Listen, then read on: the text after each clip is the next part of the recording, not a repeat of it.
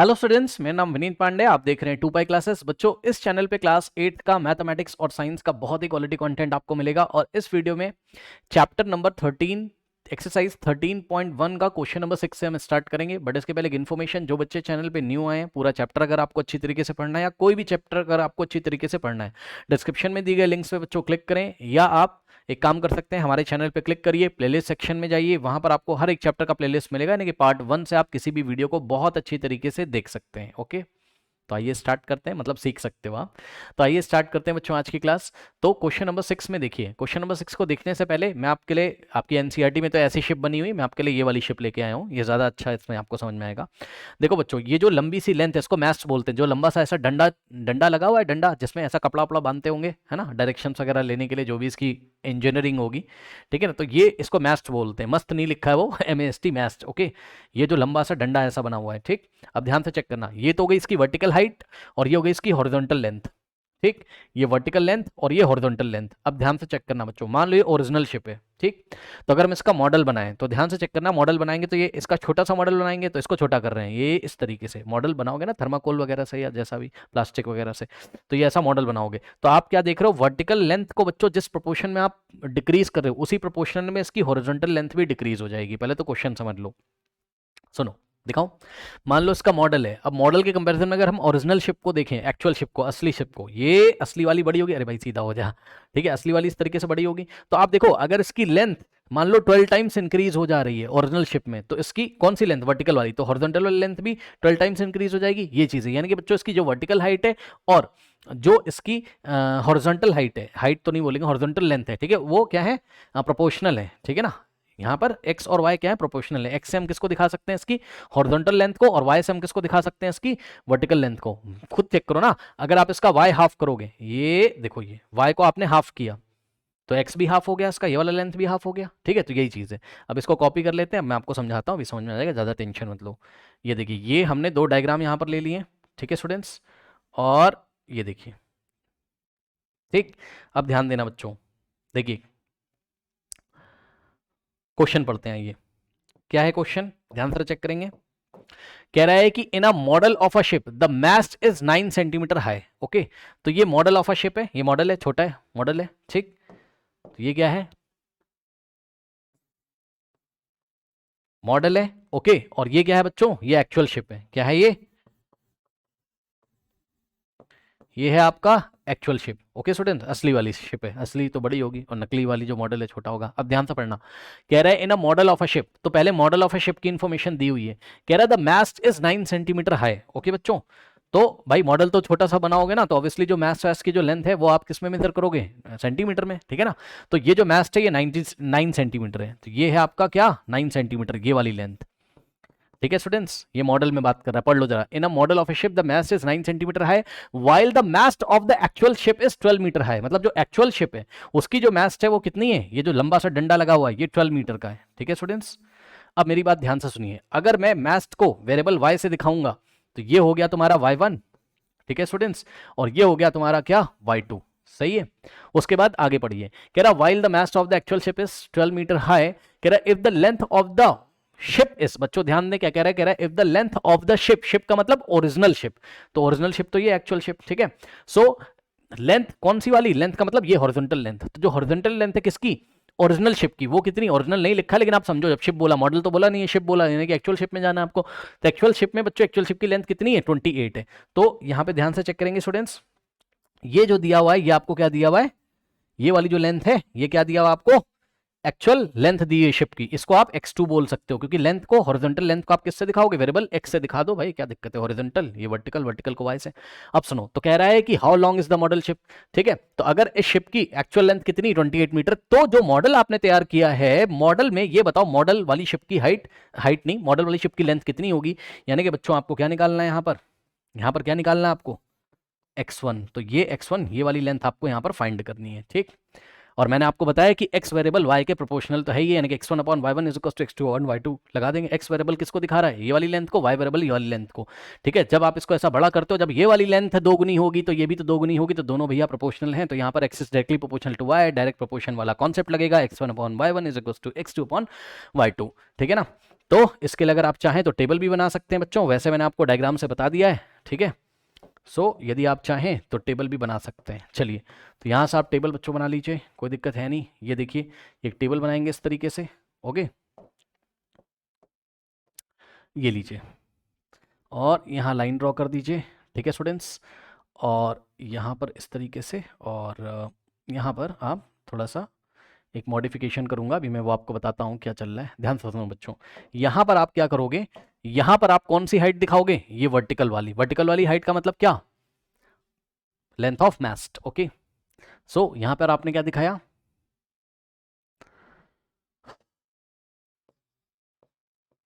या आप एक काम करो, पहले एक्स वेरिएबल की बात कर लो, तो लेंथ ऑफ शिप की बात करिए पहले, क्या, लेंथ ऑफ,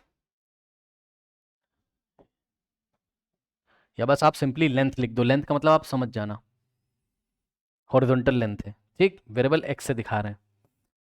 अब यहां तो आप बात करोगे बच्चों, ध्यान से चेक करना, ये वाले कॉलम में बात करोगे आप मॉडल की, जो मॉडल है, ठीक है बच्चों, शिप का जो मॉडल है, और यहां पर एक्चुअल शिप की बात करोगे, जो एक्चुअल शिप है, एक्चुअल शिप। अब इस टेबल को थोड़ा पढ़ना देख लीजिएगा, देखिए लेंथ को वेरिएबल एक्स से दिखाया है। अब बताओ मॉडल की लेंथ कितनी, एक्स, ये वाली, ठीक। तो मॉडल की लेंथ कितनी जाके देखो, निकालना है, तो मॉडल की लेंथ को हमने x1 मान लिया, जो कि हमें निकालना है। और लेंथ एक्चुअल शिप की कितनी है, एक्चुअल शिप की लेंथ कितनी बच्चों, 28 मीटर है, ठीक। यानी कि x2 का वैल्यू ये रहा आपका 28 मीटर, सही है। उसके बाद बच्चों यहां पर आप ये वाले रो में क्या लिखोगे, यहां पर आप लिखोगे क्या, मास्ट, लेंथ ऑफ मास्ट या हाइट ऑफ मास्ट,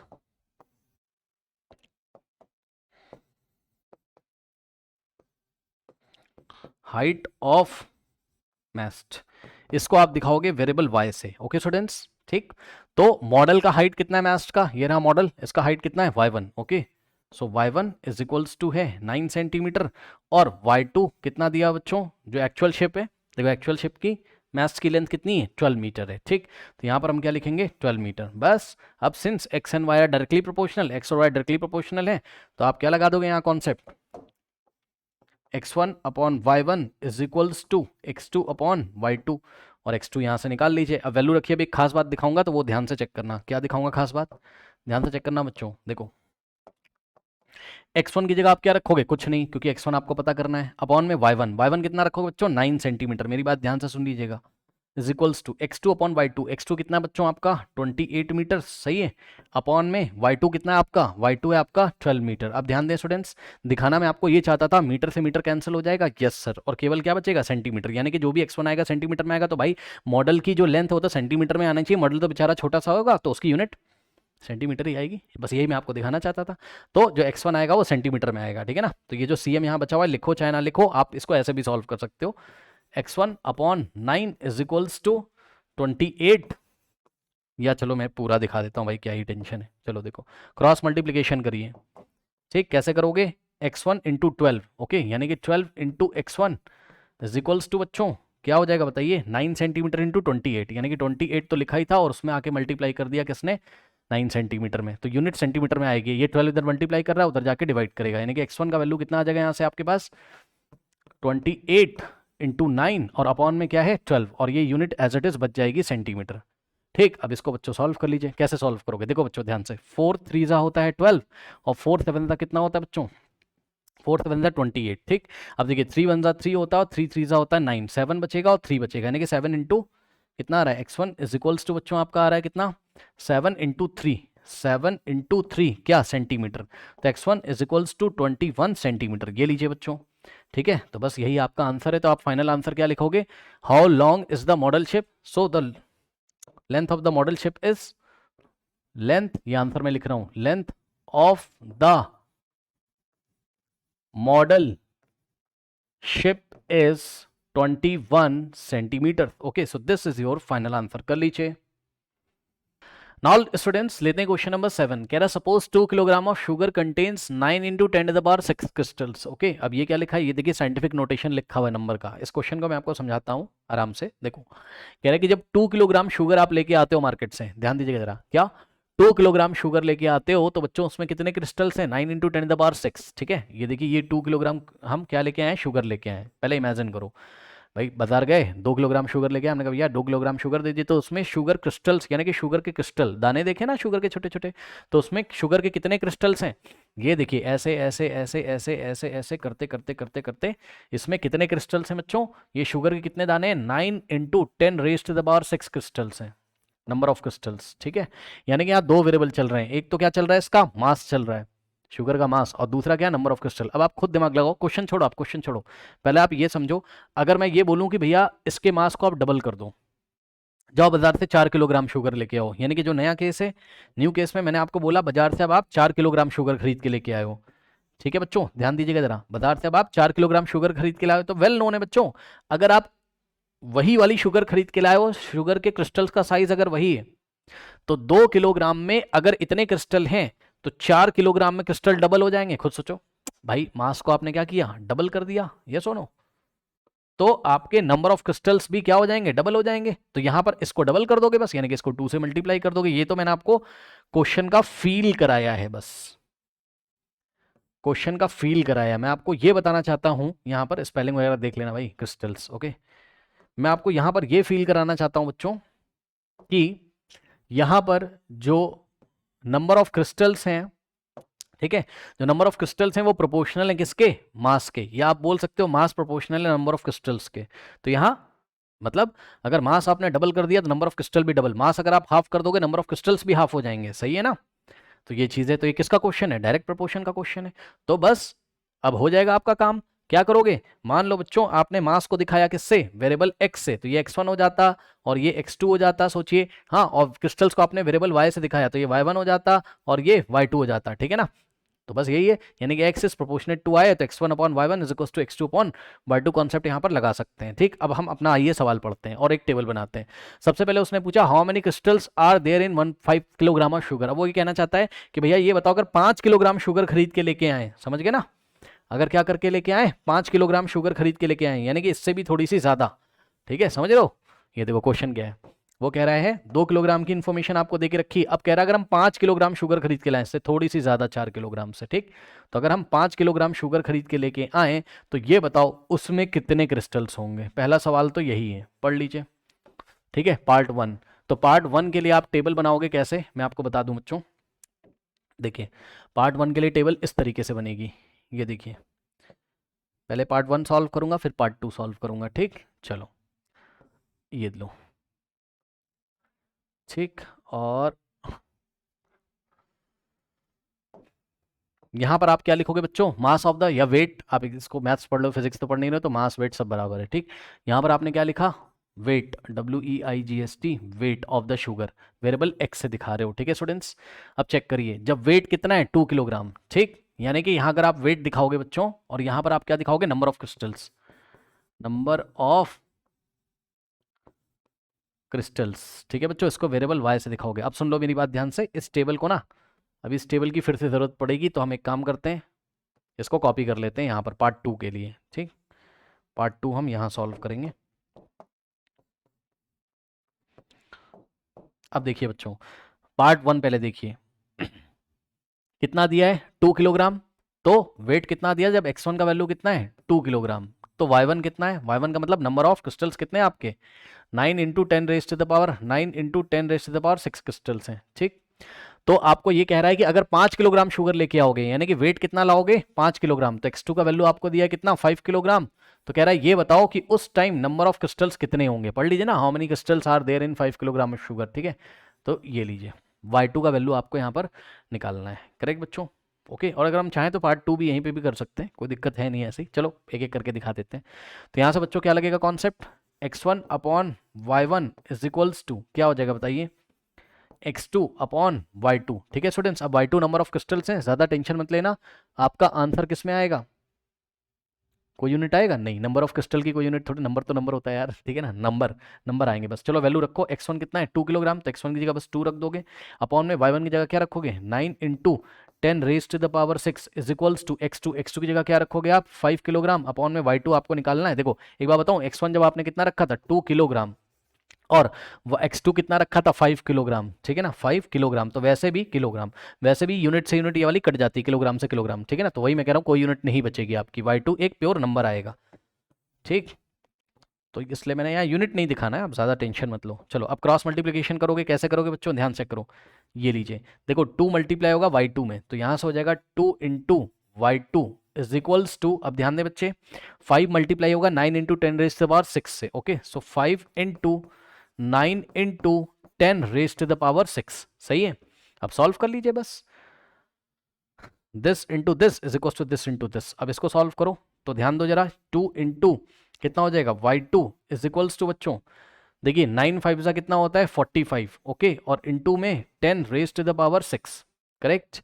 अब ध्यान दो, ये 2 मल्टीप्लाई कर रहा है, इधर आके डिवाइड करेगा, ठीक, तो यहाँ से y2 कितना आ जाएगा, y2 इज इक्वल्स टू 45 के नीचे 2 आ जाएगा, है ना। कहाँ पे सॉल्व करें भाई, क्या न्यू पेज पे कर दें, चलो न्यू पेज पे कर देते हैं, ठीक है, आ जाइए न्यू पेज पे। क्या है, 2 into y two is equals to कितना है बच्चों 45 इंटू, अब ध्यान दें students, 10 raise to the power 6, okay, 45 into 10 raise to the power 6, ये 2 मल्टीप्लाई कर रहा है, उधर जाके डिवाइड करेगा, तो y2 is equals to 45 into 10 raise to the power 6 whole divided by 2। अब आप एक काम करो, इसको आप ऐसे लिख सकते हो, y2 is equals to 45 upon 2, 45 upon 2 into में ये ऐसे ही रहने दो 10 रेज टू द पावर 6, इसको आप सॉल्व कर लो। अब बताओ 45 बाय 2 कितना होता है, करके देख सकते हो, 22.5 होगा, इतना तो कर सकते हो, ठीक। तो y2 कितना आ जाता है बच्चों आपका 22.5 into 10 raise to the power 6, 22.5 आ जाएगा 45 का हाफ, दिखा देता हूँ मैं, हाफ का मतलब उसको 2 से डिवाइड कर रहे हो, सो 2 2 जा कितना होता है बच्चों 4, है ना, कट जाएगा, यहाँ से 5 कॉपी करोगे, 2 2 जा कितना होता है बताओ 4, यहाँ 1 बचेगा, डेसिमल की हेल्प से क्या लगाओगे आप 0, और 2 5 जा कितना होता है बताइए 10, ये लीजिए मैंने आपको डिवाइड भी करके दिखा दिया, ठीक। अब सुनो, क्या आंसर ऐसे ही दे दोगे, नहीं, हमने आपको बच्चों कंपेयरिंग क्वांटिटीज, सॉरी एक्सपोनेंट वाले चैप्टर में क्या पढ़ाया था हमने आपको, एक क्या पढ़ाया था, साइंटिफिक नोटेशन, याद है, तो इसकी साइंटिफिक नोटेशन करो। क्या करेंगे, इसकी साइंटिफिक नोटेशन कैसे करेंगे, याद करिए, डेसिमल से पहले, ये डेसिमल लगा हुआ है, ध्यान से चेक करिए, डेसिमल से पहले कितने डिजिट हैं, 2 2 नहीं रहने चाहिए, एक ही डिजिट रहने चाहिए, तो क्या करेंगे, ये वाले पॉइंट को लाके यहाँ पे रखेंगे, करेक्ट। ऐसा करने से क्या होगा, y2 इज इक्वल्स टू, अब ये पॉइंट 2 और 2 के बीच में आ जाएगा, सो 2.25 इंटू, अब जिन बच्चों को नहीं पता मैं आपको बता दूं, डेसिमल को जितने प्लेस लेफ्ट में लेके जाओगे उतना 10 की पावर में प्लस करोगे, और जितना प्लेस उसको राइट में लेके जाओगे उतना 10 की पावर में माइनस करोगे। अब आप चेक कर लो, 10 की, आप इस डेसिमल को कितने प्लेस लेफ्ट में लेके आओ, 1 प्लेस लेफ्ट में लेके आओ, तो लेफ्ट में लाने से क्या करते हैं, 10 की पावर में प्लस करते हैं, तो 10 की पावर 6 पहले से ही था, और क्योंकि डेसिमल को 1 डिजिट लेफ्ट में लेके आए हैं, यहाँ 1 डिजिट लेफ्ट में लेके आए हैं, 2 को छोड़ के यहाँ लगा दिया ना, तो 1 प्लेस लेफ्ट में आए हो, इसलिए 10 की पावर में क्या करोगे 1 ऐड करोगे, 6 तो पहले से ही था, 6 + 1 7, सो बच्चों y2 इज इक्वल्स टू कितना हो जाएगा आपका 2.25 into 10 raise to the power 6 + 1 7, क्या क्रिस्टल्स, नंबर ऑफ क्रिस्टल्स हैं ये, शुगर के दाने, छोटे छोटे दाने शुगर के, ओके। तो ये लीजिए, यानी कि बच्चों 5 किलोग्राम शुगर में 2.25 into 10 raise to the power 6 crystals होंगे, कितने होंगे 2.25, इसका आंसर होगा 5 किलोग्राम शुगर में 2.25, है ना, into 10 raise to the power 7 क्या होंगे, क्रिस्टल्स होंगे, ठीक है स्टूडेंट्स, ये लीजिए, ठीक है। तो बच्चों इसको आप लोग फटाफट नोट कर लीजिए, नोट कर लीजिए स्टूडेंट्स, फटाफट कर लिया। चलो अब इसका पार्ट 2 करोगे, तो पार्ट 2 में भी अगर आपको एक टेबल बनानी हो टेबल बना लो, यहीं पे अगर आपको आगे बढ़ाना आप आगे बढ़ा लो, कोई दिक्कत नहीं। पार्ट 2 में यहाँ पे करके दिखा देता हूँ, वेट कितना लेंगे पार्ट 2 में भी, इस तरीके से करेंगे, x1 कितना है 2 किलोग्राम पार्ट 2 में, ठीक है, x और y1 कितना है, जब 2 किलोग्राम है तो कितने क्रिस्टल्स हैं 9 into 10 the power 6, 9 into 10 the power 6, ये लीजिए। अब बच्चों उसने आपको बोला पार्ट 2 में क्या कि 1.2 किलोग्राम अगर शुगर लेके आ जाओगे, यानी कि वेट कितना हो जाएगा शुगर का, x2 इज इक्वल्स टू, इस बार कितना दिया हुआ आपको 1.2 किलोग्राम, ठीक है स्टूडेंट्स, ओके। बल्कि अगर आप यहाँ किलोग्राम नहीं लिखना चाहते तो आप यहाँ पर लिख देना सिंपली वेट इन किलोग्राम्स, तो मान लिया जाएगा, बस x1 is equal to 2, x2 is equal to 1.2 लिख के छोड़ देना। तो बच्चों यहाँ से देखिए y2 आपको निकालना है कि 1.2 किलोग्राम में कितने नंबर ऑफ क्रिस्टल्स होंगे, ठीक है ना, तो बस लगा देंगे कॉन्सेप्ट यही, ओके। तो चलिए इसको नेक्स्ट पेज पे सॉल्व कर लें क्या, चलो आ जाओ जरा, क्या हो जाएगा इस बार, या एक काम करता हूँ मैं, सुनो इसको नोट कर लो आप, है ना, मैं यहीं पे सॉल्व कर देता हूँ, नोट करिए इसको, पार्ट 1 नोट कर लिया होगा ना, चलो मैं इसको हटा देता हूँ, ठीक है स्टूडेंट्स। तो पार्ट 2 का सॉल्यूशन हम लोग यहीं कर लेंगे, क्या हो जाएगा x1 upon y1, so x1 upon y1 is equals to x2 upon y2, x1 कितना है चेक कर लीजिए, x1 है 2 किलोग्राम, तो x1 की जगह आप रखोगे 2 अपॉन में y1 कितना है बच्चों 9 into 10 raise to the power 6 है, इज इक्वल्स टू में x2 अपॉन y2, x2 कितना है 1.2, ओके। अपॉन में y2 कितना है, y2 हमको निकालना है, करेक्ट, नाउ क्रॉस मल्टीप्लीकेशन। अब ध्यान दो बच्चों, 2 into y2, so 2 into y2 is equals to this into this, यानी कि 1.2 into 9 into 10 raise to the power 6 आता है ना, इसको इससे मल्टीप्लाई करोगे, 1.2 into 9 into 10 raise to the power 6। अब ये 2 मल्टीप्लाई कर रहा है, उधर जाके डिवाइड करेगा, तो बच्चों यहाँ से आ जाएगा y2 इज इक्वल्स टू, ध्यान दें 1.2 है ना, देखिएगा बच्चों कैलकुलेशन कैसे करूंगा मैं, 1.2 into 9 into 10 raise to the power 6, और ये 2 मल्टीप्लाई में था तो यहाँ आके डिवाइड कर देगा। अब ध्यान दो बच्चों, ध्यान से चेक करेंगे, देखिए या तो 2 से आप 1.2 को कैंसिल कर दो, या तो 2 से 9 को काट दो, 4.5 आएगा, जो करना हो कर लो, तो मैं यहीं से कर रहा हूँ। देखो 2 6 12 होता है, पीछे से 1 डिजिट छोड़ के डेसिमल लगाएंगे तो आएगा 0.6 यहाँ पर। क्यों? क्योंकि यहाँ पीछे से 1 डिजिट छोड़ के डेसिमल है, तो 2 6 12 और पीछे से 1 डिजिट छोड़ के डेसिमल लगा देंगे, ठीक। तो y2 कितना आ जाता है बच्चों यहाँ से आपके पास 0.6 into 0.6 into 9 into 10 raise to the power 6, okay बस। और नीचे तो कुछ बचेगा नहीं, नीचे तो 2 कट गया है ना। अब देखो बच्चों 9 6 54 होता है, तो y2 इज इक्वल्स टू, ध्यान देना बच्चों 9 6 54, तो 54 हम लिखेंगे, लेकिन पीछे से 1 डिजिट छोड़ के डेसिमल लगाता है यहाँ पे, तो हम डेसिमल लगा देंगे, ये लीजिए। तो 5.4 into 10 to the power 6 crystals, ये लीजिए, ठीक है स्टूडेंट्स। यानी कि जब 1.2 किलोग्राम शुगर आप लेके आएंगे तो कितने क्रिस्टल्स मिलेंगे आपको उसमें, आपको मिलेंगे 5.4 into 10 raise to the power 6 crystals, ठीक है। तो ये हो गया बच्चों आपका क्या, पार्ट 2 का आंसर। ओके स्टूडेंट्स, नोट कर लीजिए, वीडियो पॉज करके बच्चों नोट कर लीजिए फटाफट। चलिए बढ़ते हैं नेक्स्ट क्वेश्चन की तरफ। बच्चों देखिए क्वेश्चन नंबर 8 के लिए इसी प्लेलिस्ट में, इसी चैप्टर की प्लेलिस्ट में, ठीक है ना, एक मैप वाला क्वेश्चन हमने आपको कराया है। वो टॉपिक आपको पूरा पढ़ना पड़ेगा, 2-3 क्वेश्चन उसमें कराए हैं, उसी में क्वेश्चन नंबर 8 हमने कराया हुआ है, ठीक है ना। चलिए बढ़ते हैं क्वेश्चन नंबर 9 की तरफ। नाउ स्टूडेंट्स लेते हैं क्वेश्चन नंबर 9। कह रहा 5 metre and 60 centimetre high vertical pole cast a shadow of 3 metre and 20 centimetre long, ठीक है बच्चों। अब ध्यान दीजिएगा जरा, पोल है और पोल की शेडो बन रही है, भाई कोई पोल है ना, सूरज की रोशनी पड़ रही है पोल पे, तो जितने पोर्शन से लाइट नहीं पास होती वहां क्या बनता है, शेडो बन जाता है। Shadow is the absence of light. तो मैं आपको दिखाता हूँ क्या सिनेरियो यहाँ पर चल रहा है बच्चों। तो 2 वेरिएबल्स हैं आपके, ये देखिए इस तरीके से ध्यान दीजिएगा। जब पोल की आपकी हाइट कितनी है, पोल की हाइट है 5 मीटर एंड 60 सेंटीमीटर, तो कितनी लेंथ की शेडो बनती है, शेडो यहाँ पर बन रही है ग्राउंड पे इस तरीके से, तो शेडो बनती है 3 मीटर एंड 20 सेंटीमीटर की, समझिएगा जरा।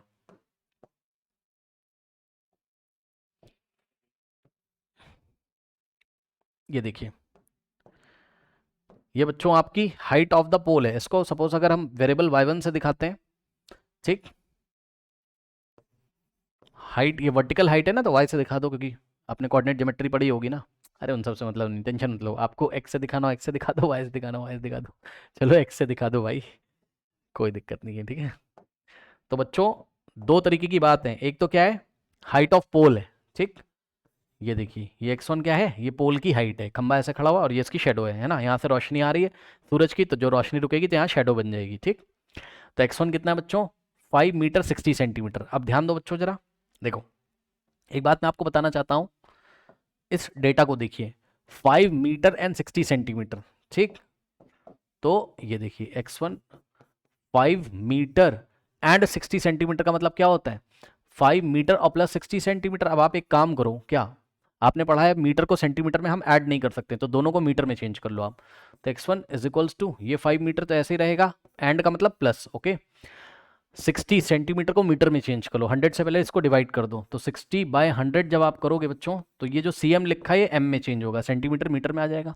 अब यहाँ से क्या होगा, x1 इज इक्वल्स टू, ध्यान देंगे बच्चे, 5 मीटर और प्लस ये 0 से 0 गया, 6/10 0.6, तो 0.6 मीटर, ओके। तो 5 मीटर प्लस 0.6 मीटर कितना हो जाएगा x1, ये हो जाएगा आपका 5.6 क्या मीटर। तो इस तरीके से बच्चों जो पोल की हाइट है वो कितनी है, 5.6 क्या मीटर। तो उस टाइम उसकी शेडो कितनी है, इसकी शेडो को हम कैसे दिखा रहे हैं उस टाइम, y1 से, तो शेडो कितनी 3 metre and 20 centimetre long. So y1 कितना आ जाएगा आपका 3 मीटर एंड 20 सेंटीमीटर, यानी कि 3 मीटर प्लस 20 सेंटीमीटर। तो यहाँ से क्या होगा आपका 3 मीटर और प्लस 20 डिवाइडेड बाय 100 आप करोगे तो सेंटीमीटर किस में आ जाएगा, मीटर में, ठीक।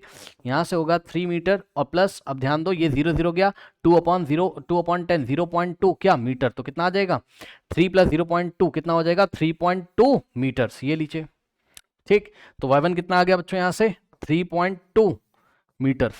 करेक्ट, ये लीजिए। ठीक है, कह रहा find at the same time the length of the shadow cast by another pole of 10। अब बच्चों इसी टाइम, इसी सेम टाइम पर अगर कोई और पोल है, ये इस तरीके से ध्यान से चेक करना,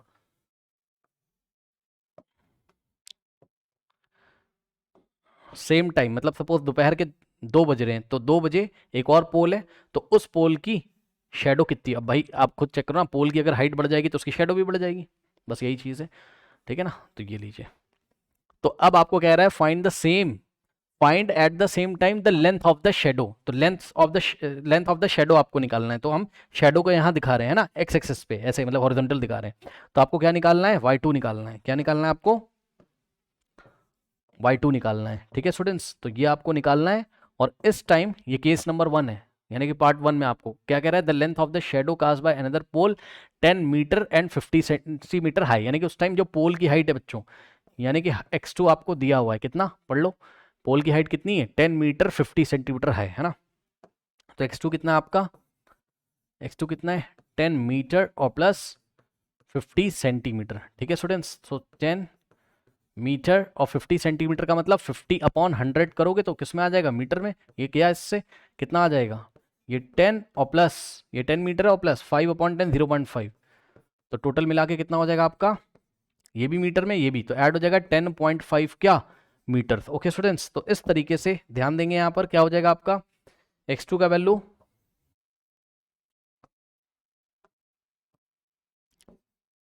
10.5 मीटर।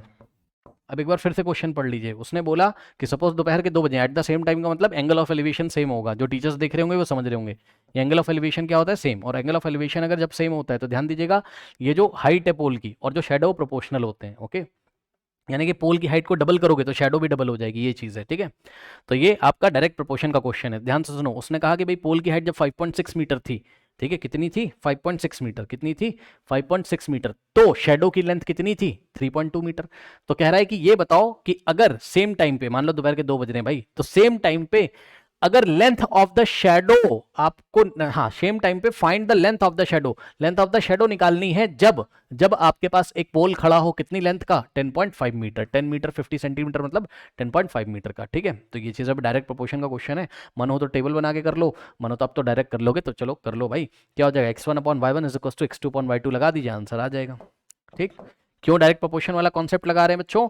क्योंकि अगर आपको पता है ना, एंगल ऑफ एलिवेशन जब सेम होता है तो लेंथ जो है किसकी? पोल की, वो प्रोपोर्शनल होती है शेडो के। ओके, तो अगर आप चाहो तो आप यहां लिख भी सकते हो at the same time, at the same time, okay, length of the pole is proportional to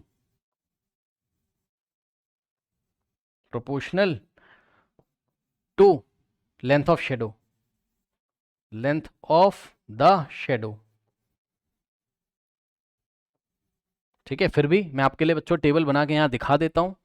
ठीक है, टेबल बना के कर लो, आपको टेबल बना के करना है तो मैंने आपको डायग्राम बना के दिखा दिया है। ये सब कैलकुलेशंस आप देख लेना। चलो,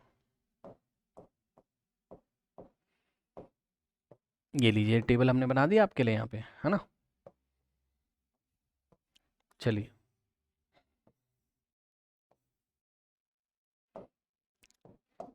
यहां हम क्या दिखा रहे हैं? लेंथ ऑफ पोल को कौन से वेरिएबल से? एक्स वेरिएबल से। ठीक है स्टूडेंट्स, और किस में दिखा रहे हैं? यूनिट क्या है? इन मीटर्स। यूनिट समझ लेना, इन मीटर्स। ओके, अब जगह ही नहीं बच रही मेरे पास इन मीटर्स। ओके, तो इन मीटर्स।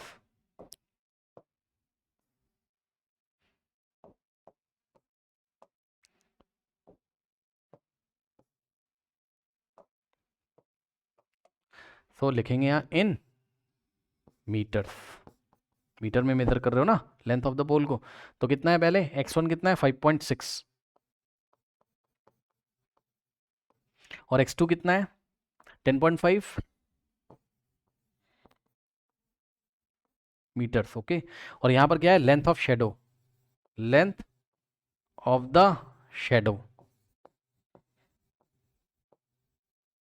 करेक्ट। इसको हम वेरिएबल y1 से दिखाएंगे एंड y2 से, मतलब वेरिएबल y से दिखा रहे हैं, इन मीटर्स लिख लेना भाई, अब जगह नहीं है, शेडो इन मीटर्स, टेबल के अंदर ही लिखना है, मेरे पास जगह नहीं है, ओके। तो y1 कितना है 3.2 और y2 कितना है ये आपको निकालना है, ठीक। तो बस अब सॉल्व कर लीजिए, x1 upon y1 is equal to x2 upon y2। New page पे चलते हैं, x1 upon y1 is equals to x2 upon y2, correct. अब ध्यान दे बच्चे, x1 कितना है, जाके देखिए x1 कितना है 5.6, ओके। तो x1 कितना है, सब कुछ मीटर में लिया है तो आंसर मेरा मीटर में ही आएगा। x1 5.6 है और y1 कितना है, y1 है 3.2, ठीक। तो y1 है कितना 3.2 इज इक्वल्स टू x2 कितना है, चेक कर लीजिए, x2 कितना है 10.5, ठीक। तो y2 आपको फाइंड करना है और y2 आएगा आपका ऑटोमेटिकली मीटर में, ओके। तो चलिए क्रॉस मल्टीप्लिकेशन आप करोगे तो 5.6 into y2, 5.6 into y2 is equals to बच्चों दिस इंटू दिस, यानी कि 3.2 और इंटू में 10.5, सही है। अब ये 5.6 मल्टीप्लाई कर रहा है, उधर जाके डिवाइड करेगा, ओके स्टूडेंट्स। तो यहाँ से आ जाएगा आपके पास कितना, चेक कर लीजिए, y2 इज इक्वल्स टू 3.2 और इंटू में 10.5 डिवाइडेड बाय 5.6 आके इधर डिवाइड करेगा, ठीक। अब ध्यान देंगे स्टूडेंट्स, ये वाले पॉइंट से पॉइंट हट गया तो आपके पास क्या आ जाएगा यहाँ से, y2 इज इक्वल्स टू कितना आ गया 32 इंटू कितना है 10.5, 32 32 अपॉन में 56, ठीक है। अब ध्यान देंगे स्टूडेंट्स, अभी बच्चे 8 से कैंसिल होगा, 8 4 सा होता है आपका 32 और 8 7 सा 56, ठीक।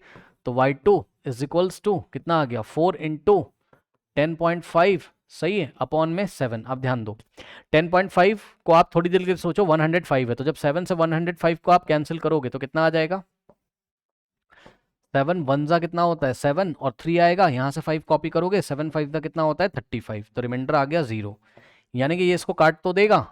हम लिखेंगे क्या, क्वेश्चन कितना आ रहा है 15, लेकिन बच्चों ध्यान से चेक करो, पीछे से 1 डिजिट छोड़ के डेसिमल है, तो हम लोग भी पीछे से 1 डिजिट छोड़ के डेसिमल लगा देंगे, यानी कितना आ जाएगा 1.5। तो y2 is equals to 4 into, अब नीचे 7 से काटा है ना, 7 जा 7 और यहाँ आ गया 1.5, ठीक। तो 4 इंटू 1.5 बच्चा, नीचे 7 बंदा 7 नीचे 1, उसका कोई मतलब है नहीं, तो लीजिए कितना आ गया बच्चों, y2 इज इक्वल्स टू, अब देखो 15 4 60 होता है और पीछे से 1 डिजिट छोड़ के डेसिमल, तो यहाँ डेसिमल, यानी कितना आ गया 6.0 क्या मीटर्स, मैंने आपको बताया था मीटर में आंसर आएगा बच्चों, 6.0 लिखो या 6 लिखो, बात क्या है सेम है, ठीक। तो y2 is equals to 6 metre, correct. यहीं पे एक बात और बताना चाहता हूँ, सुन लो सुनने में क्या जा रहा है।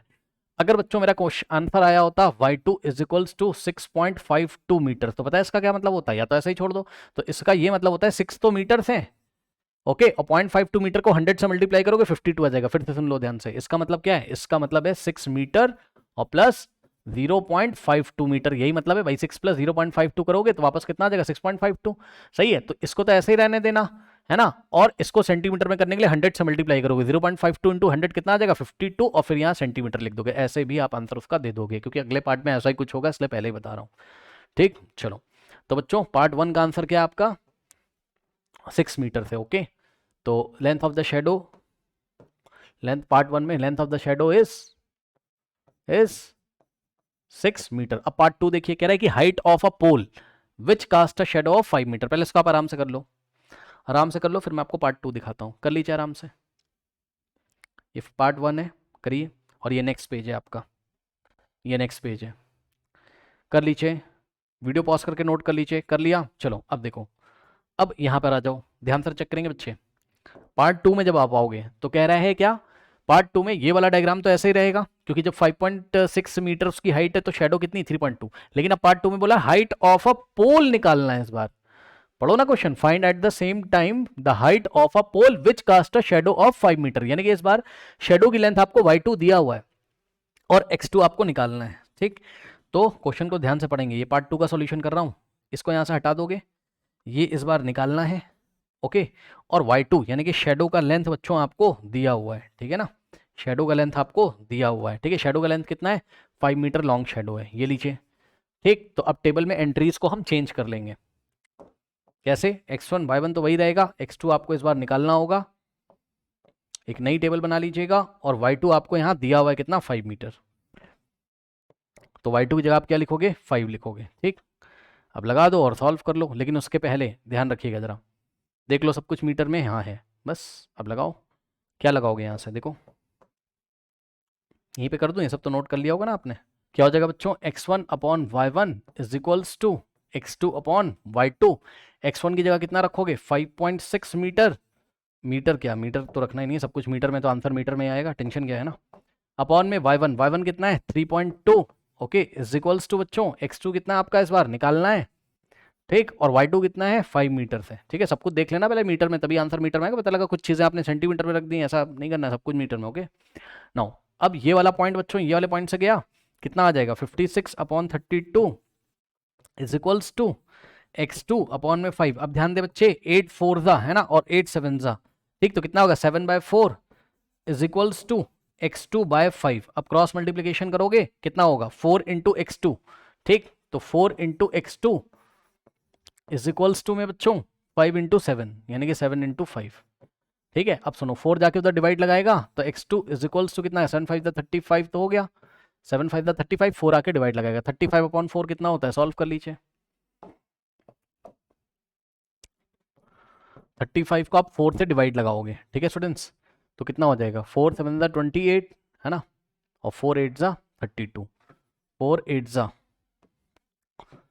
8 जा हो गया कितना आपका 32। 5 माइनस 2 होता है 3, सही है, डेसिमल की हेल्प से 0 बच्चों बढ़ा दोगे, ठीक, 4 5 जा होता है, 4 7 जा होता है कितना 28 है ना, 30 माइनस 28 2 बचेगा, डेसिमल की हेल्प से 0, 4 5 जा होता है 20, रिमाइंडर हो गया 0, 20 माइनस 20 0, सही है।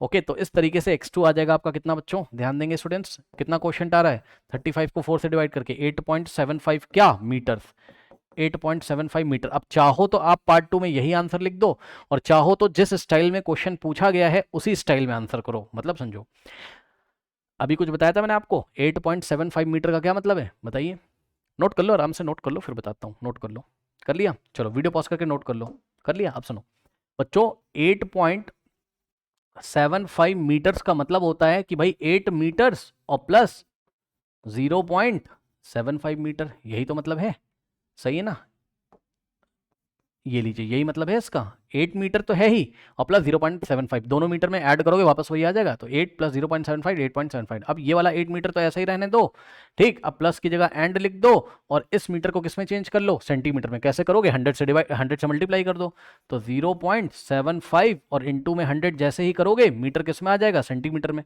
ठीक, तो यहां से आ जाएगा क्या, 8 मीटर एंड, अब देखो ये 0.75 इंटू 100 कितना होगा, 75 सेंटीमीटर। यानी कि बच्चों आप चाहो तो क्या लिखो एग्जाम में, कि पार्ट 2 का आंसर सुन लीजिएगा ध्यान से, पार्ट 2 का आंसर आप लिखो क्या, कि the height of the pole, ये मैं लिख रहा हूं उसका आंसर, क्या, the height of the pole is 8.75 metre, या तो ऐसे लिखो, और का मतलब आप आंसर ऐसे भी दे सकते हो, कैसे, 8 तो हो गया मीटर, और 0.75 मीटर का मतलब 75 सेंटीमीटर, ये लीजिए, ऐसे भी आप इसका आंसर भी क्वेश्चन में ऐसे लिखा था ना, मीटर सेंटीमीटर में, ठीक है ना, नोट कर लीजिए।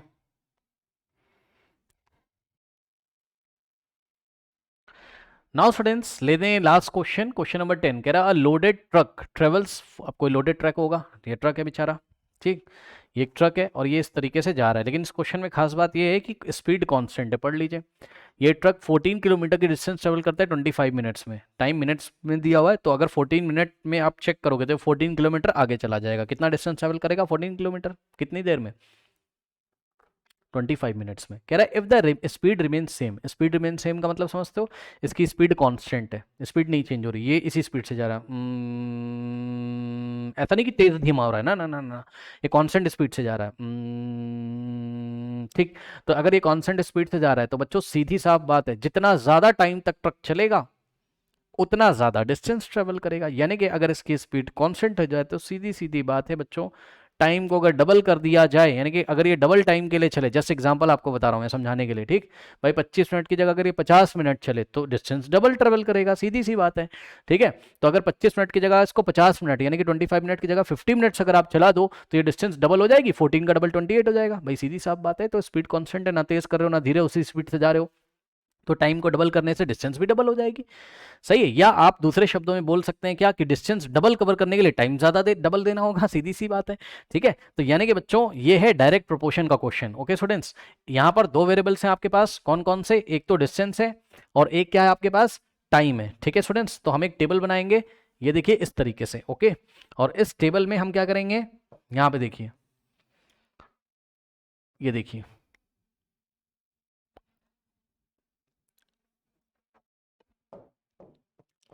यहां पर बच्चों हमने दिखाया किसको, डिस्टेंस को, और डिस्टेंस हम दिखा रहे हैं यूनिट क्या होगा, इन किलोमीटर, इन किलोमीटर। डिस्टेंस को हम दिखाएंगे वेरिएबल एक्स से, वेरिएबल एक्स से।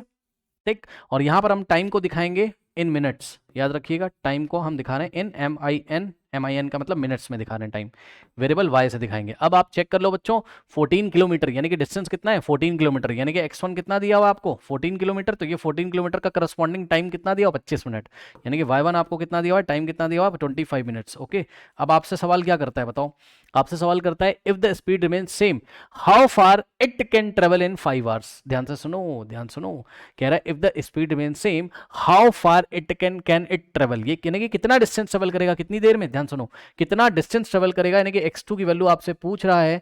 ठीक है ना, और टाइम आपको दे के रखा हुआ है, टाइम कितना दे के रखा है, y2 का वैल्यू 5 आवर्स, ये लीजिए। लेकिन अभी अभी मैंने आपको बताया क्या, मैंने अभी अभी बताया कि भाई टाइम को आप मिनट्स में ले रहे हो, यहाँ पे टाइम इन मिनट्स, तो आप एक काम करो, ये 25 मिनट लिखा है भाई, 25 मिनट है, टाइम इन मिनट्स है, एम लिख दिया था गलती से, मिनट्स,